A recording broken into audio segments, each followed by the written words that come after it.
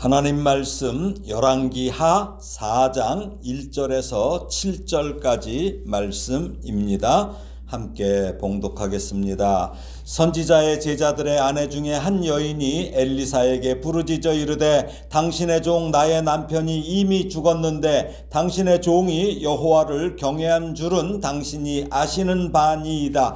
이제 빚준 사람이 와서 나의 두 아이를 데려가 그의 종을 삼고자 하나이다 하니 엘리사가 그에게 이르되 내가 너를 위하여 어떻게 하랴? 네 집에 무엇이 있는지 내게 말하라. 그가 이르되 계집종의 집에 기름 한 그릇 외에는 아무것도 없나이다 하니 이르되 너는 밖에 나가서 모든 이웃에게 그릇을 빌리라. 빈 그릇을 빌리되 조금 빌리지 말고 너는 네 두 아들과 함께 들어가서 문을 닫고 그 모든 그릇에 기름을 부어서 차는 대로 옮겨 놓으라 하니라. 여인이 물러가서 그의 두 아들과 함께 문을 닫은 후에 그들은 그릇을 그에게로 가져오고 그는 부었더니 그릇에 다 찬지라. 여인이 아들에게 이르되 또 그릇을 내게로 가져오라 하니 아들이 이르되 다른 그릇이 없나이다 하니 기름이 곧 그쳤더라. 그 여인이 하나님의 사람에게 나아가서 말하니 그가 이르되 너는 가서 기름을 팔아 빚을 갚고 남은 것으로 너와 네 두 아들이 생활하라 하였더라. 아멘. 예, 이제 열왕기하 4장부터 9장까지는 북이스라엘의 왕 여호람이 그 통치하는 시기에 일어난 기록들이에요. 그래서 엘리사를 통한 이 개인의 삶에 하나님께서 직접 개입하시는 모습을 우리가 볼 수 있어요. 근데 오늘은 자식을 다른 사람의 종으로 빼앗길 위기에 있는 불쌍하기 정말 짝이 없는 그 과부의 어려움을 해결해 주시는 모습을 통하여 하나님께서 돌보시는 대상은 크게는 국가나 사회지만 이처럼 지극히 작고 초라한 과부라 할지라도 외면하지 않으시고 긍휼을 베푸시는 분임을 전하고 있습니다. 이제 다음 주에는 우리 고유의 명절인 설날이 있죠. 그런데 지금도 어렵고 힘들게 살아가는 분들이 우리 주위에 많습니다. 그런 분들을 살피는 민첩함과 따스함이 우리 그리스도인들의 삶의 기본이 되어야 합니다. 오늘 본문 1절을 한번 다시 읽겠습니다. 선지자의 제자들의 아내 중에 한 여인이 엘리사에게 부르짖어 이르되 당신의 종 나의 남편이 이미 죽었는데 당신의 종이 여호와를 경외한 줄은 당신이 아시는 바니이다. 이제 빚준 사람이 와서 나의 두 아이를 데려가 그의 종을 삼고자 하나이다 하니 이 여인은 선지자의 그 제자들의 아내 가운데 하나라고 하지요. 요즘으로 말하면 신학생이나 교회 부교역자 정도의 그 아내라는 의미죠. 그러니까 이런 사람들은 거의 대부분이 생활이 잘 안 돼요. 어렵습니다. 사실 아주 그 교회에서 그 담임 목사님이 갑자기 돌아가시게 되면 사모님과 그 가족은 생계가 막막한 것이 현실이죠. 막막해요. 더욱이 부교역자가 그런 일을 당한다면 그 가족은 갑자기 벼랑 끝에 몰리는 것은 당연합니다. 얼마 전에 제가 사업하시는 장로님과 대화를 나눴던 중에 당신께서 이번에 계획한 사업이 잘 이루어지면 어떤 보람 있는 일을 계획하신다고 해요. 그래서 제가 말씀을 드렸어요. 갑자기 이렇게 홀로 된 그 홀사모 가족 돕기를 제안한 일이 있었어요. 그래서 요즘 그 장로님의 그 사업이 그게 잘 풀리고 진행되기를 기도하고 있어요. 참 중요한 문제입니다. 그래서 교회의 담임 목사님들은 다 성도들 다 물론 살펴야 되지만 부교역자나 직원들의 성격과 그들의 처지나 이런 것을 아주 깊이 파악하고 있어야 좋은 목사입니다. 제가 왜 이 말을 하겠어요? 거의 한국 교회의 형편이 담임 목사 혼자 그냥 다 가져. 다. 무슨 승자 독식도 아니고 뭐 이긴 것도 아니고. 예.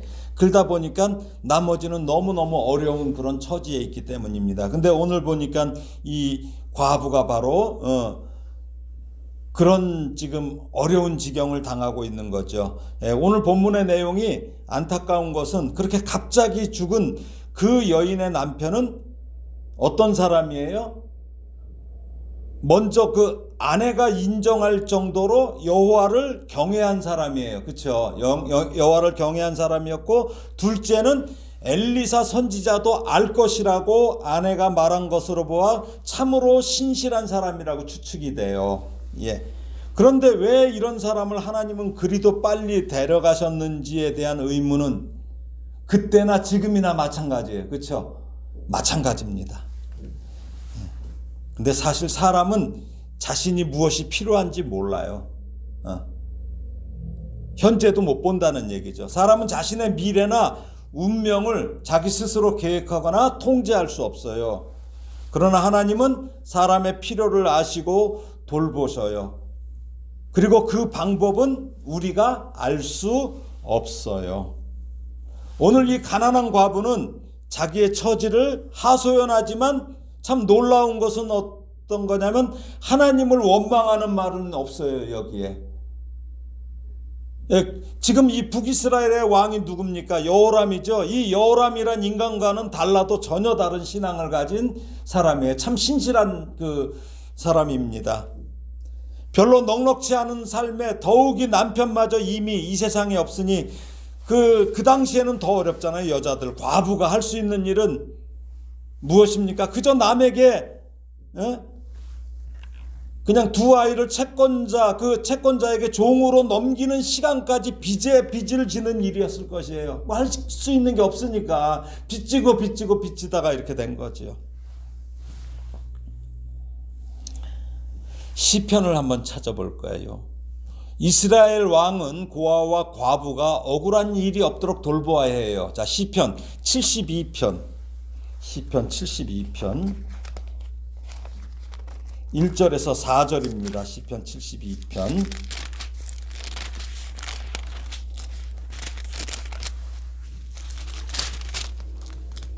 예, 함께 읽겠습니다.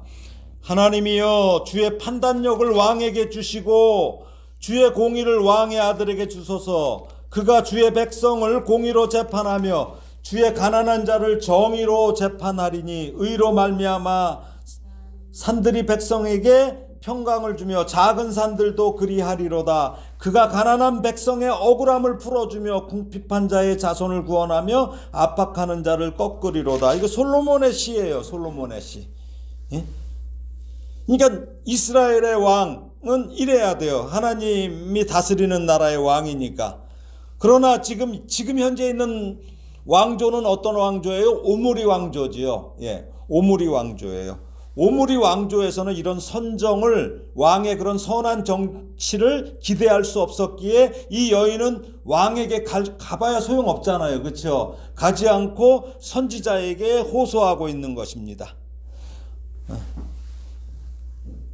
하나님께서 고아와 과부를 사랑하시고 그들의 권리를 지키신다는 신명기 10장 18절은 고아와 과부가 사회에서 소외되지 않도록 보호해야 한다는 것이죠. 그러면서 농부가 수확할 때 고아와 과부를 위해서 일부 곡식을 남겨두라고 하지요. 예, 레위기에 나오죠. 19장에. 왜 그래요? 그들의 생계 유지를 돕는 조치죠. 예, 그들에 대한 또 재판에서 공정하게 대우하라고 그래요. 과부라고 깔보지 말고. 그래서 법적 보호를 받도록 했습니다. 그러므로 이런 사회적 약자에 대한 처우와 그 실천은 그 시대의 사회상을 반영하는 것입니다.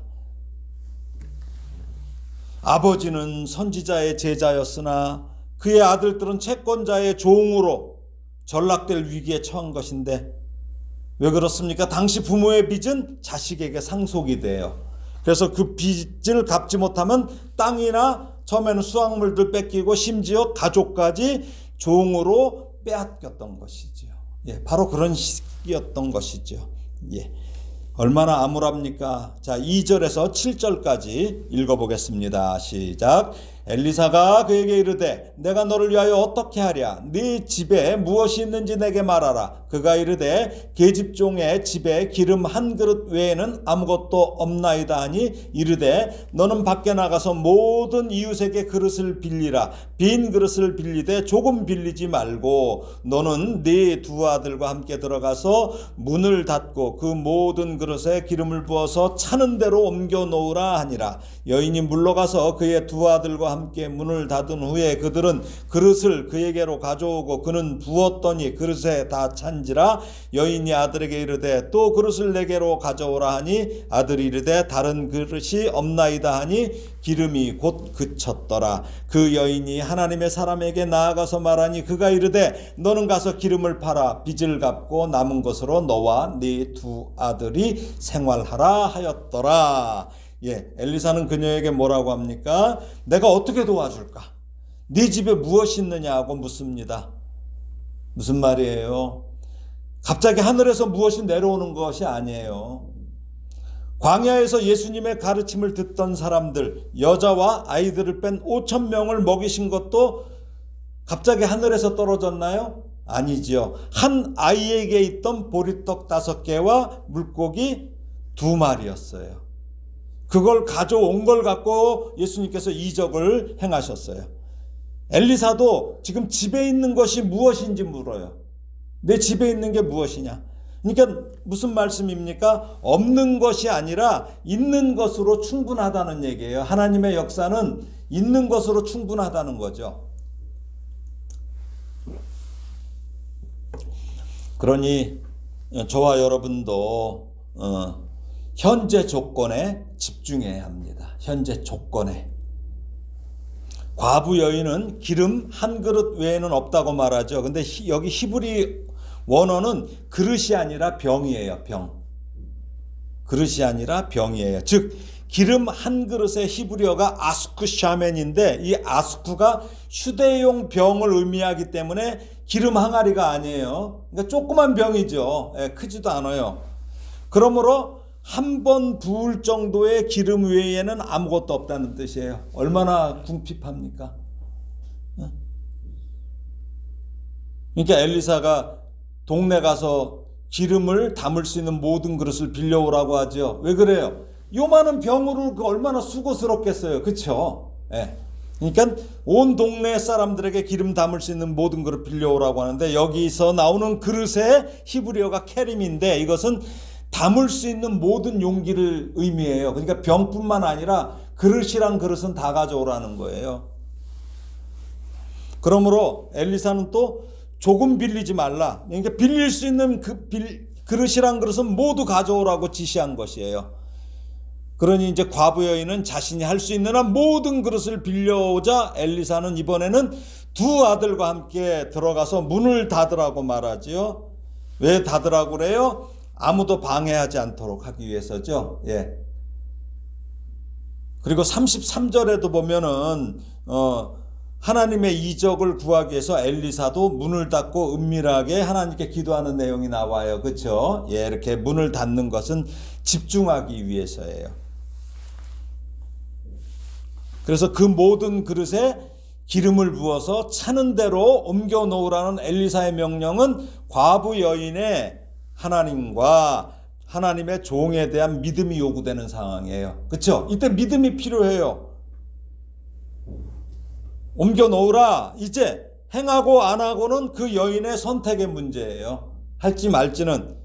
빚에 쪼들리고 있는 이 여인이 그릇을 빌리러 마을을 다닐 때 뭐 빌려달라니까 그냥 그릇을 내주는 이웃도 있었겠지만 어디다 쓰려고 그래 하고 묻는 사람들도 있었을 거 아니에요.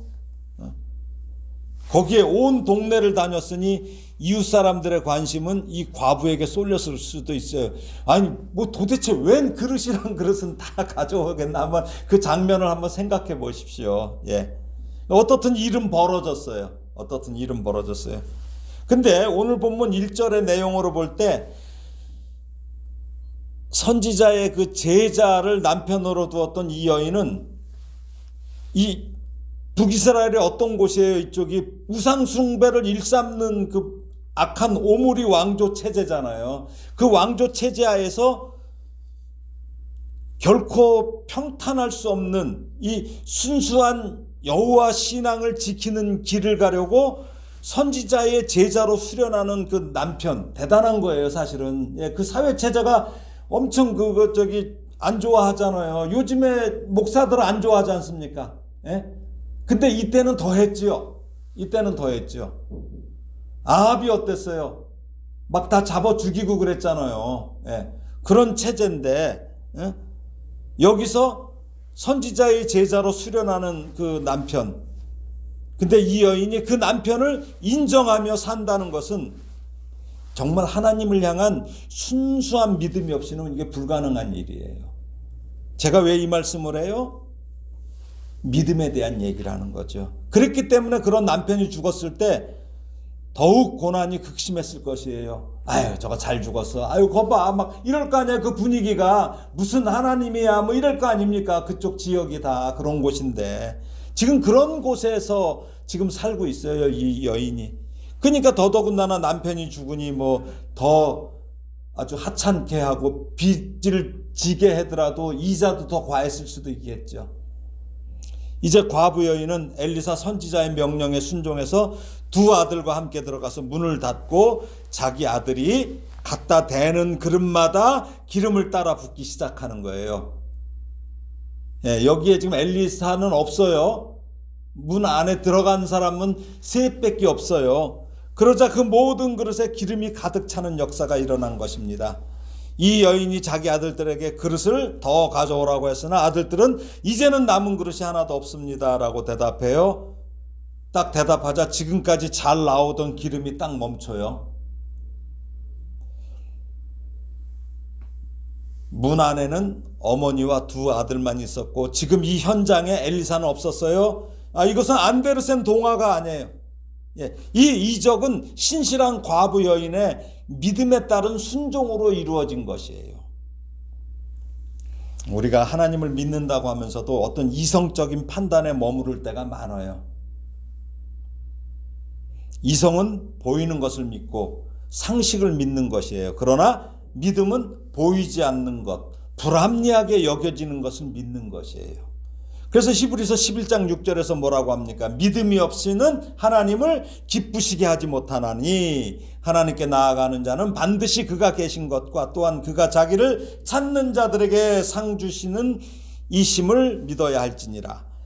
예, 하나님이 기뻐하셔야 선한 역사가 일어나는 거예요. 하나님이 어떻게 기뻐하셔요? 믿음이 있어야 기뻐하신다는 거죠. 그래야 상을 주십니다. 저와 여러분의 삶에서 이런 놀라운 경험이 많기를 예수님의 이름으로 축원합니다. 예, 만약 그 여인이 그릇을 하나만 빌렸다면 기름은 한 그릇 하나에만 채워졌을 것이에요. 그렇죠? 10개를 빌렸다면 10개의 그릇에 다 채워졌을 것입니다. 이게 얼만큼 많이 빌려왔는지는 안 나와, 개수는. 예, 숫자를 못 세서 그런지 몰라도. 근데 이것이 그 여인의 믿음의 분량이에요. 그렇죠? 믿음의 분량만큼 채워졌어요. 이처럼 하나님께서는 성도들이 갖고 있는 믿음의 분량대로 풍성히 은혜를 베푸시는 분입니다. 또한 하나님은 우리의 필요를 정확히 하시고 공급하시는데 우리가 내가 원하는 것과 나의 필요를 잘 구별해야지 신앙이 성숙해져요. 예. 원하는 것과 필요, 그러니까 want하고 need하고 이거를 구분을 못하면은 신앙은 성숙해지지가 않아요. 시편 81편 10절 11절을 한번 볼까요? 시편 81편.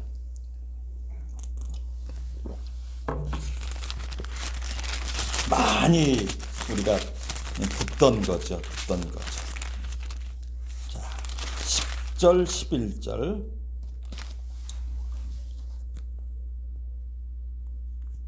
자, 함께 읽겠습니다. 나는 너를 애굽 땅에서 인도하여 낸 여호와 네 하나님이니 네 입을 크게 열라. 내가 채우리라 하였으나 내 백성이 내 소리를 듣지 아니하며 이스라엘이 나를 원하지 아니하였도다. 예, 입을 크게 열어야 돼요. 근데 말을 안 들어요. 이 과부 여인이 하나님의 사람이 엘리사에게 나와서 이제 상황을 보고하죠. 아까 처음에 자기 상황을 얘기할 때랑 지금이랑 목소리가 많이 다를 거예요. 그쵸? 응? 막 목소리가 막 엄청 밝고 힘찼을 거예요. 우리는 근데 이 여인처럼 즉시 결과 보고를 해야 돼요. 과부 여인에게 그런 놀라운 이적이 일어난 것은 오직 하나님의 은혜입니다. 이처럼 하나님을 신실하게 믿는 사람들은 지시와 순종과 보고까지 시작과 마무리가 상당히 깔끔합니다. 이제 엘리사가 상황을 정리하죠. 7절에 보니까 너는 가서 기름을 팔아 빚을 갚고 남은 것으로 너와 네 두 아들이 생활하라. 하나님의 역사하심으로 인해 생긴 기름은 어떤 기름일까요? 예? 올리브유라면 엑스트라 버진이겠죠? 예. 최상급의 오일일 거예요. 그쵸? 그러니까 이건 어때요? 팔아도 값 나갈 거예요. 하나님께서 그래 기름 부어주시는데 어디서 뭐 찌꺼기 주시겠어요? 예, 최상급으로 분명 판매에 용이했을 것이에요. 게다가 기름은 어디다 써요? 그 당시에 음식을 만들고 약품으로도 쓰고 향품으로도 써요. 그러니까 일상생활에 유용한 물건이었어요. 이제 그 기름을 팔아 번 돈으로 그동안 진 빚을 갚고 그 외에 남은 돈으로 두 아들과 생활하라고 엘리사는 말합니다. 이처럼 하나님은 당신의 종은 데려가셨지만 그 종의 아내의 빚을 갚아주셔서 종의 아내와 두 아들들도 부양하셨던 거죠. 하나님께서 부양하신 거예요. 예, 말씀을 정리합니다. 우리 속담에 물 들어올 때 노저으란 말이 있어요. 그렇죠? 물 들어올 때 노저으라고. 예, 하나님께서는 우리에게 일상적인 은혜는 항상 주셔요. 그러나 특별한 상황에서 우리에게 은혜를 주실 때 입을 크게 열기를 원하시며 그릇을 많이 준비하기를 원하십니다. 믿음을 키우라는 말씀이에요. 믿음의 분량이 커야 한다는 거예요. 믿음의 분량이 크다는 것은 무슨 말입니까? 하나님을 온전히 신뢰한다는 것이에요. 그런 성도는 하나님의 일이 아니면은 세상 일에는 아등바등하지 않습니다. 남의 마음을 아프게 하지 않습니다. 넉넉합니다. 왜 그럴까요? 하나님께서 내게 채워주시기 때문이에요. 제 자랑이 아니라 이거는 사실 얘기하는 거예요. 우리 작은 아들이 그랬잖아요. 어렸을 때 주머니에 그냥 집에 있는 사탕을 가득 채워서 밖에 나가서 여기저기 나눠주잖아요. 왜 그럴까요? 또 채워질 줄을 알기 때문이에요. 그걸 믿기 때문이에요. 이 세상을 살아갈 때, 하나님의 사역을 감당할 때 믿음의 그릇을 많이 준비하시기 바랍니다. 채우시는 분은 하나님이지 내가 아니에요. 그저 깨끗한 그릇만 많이 준비하시기 바랍니다. 아무리 좋은 걸 줘도 그릇이 더러워 봐요. 안 되죠.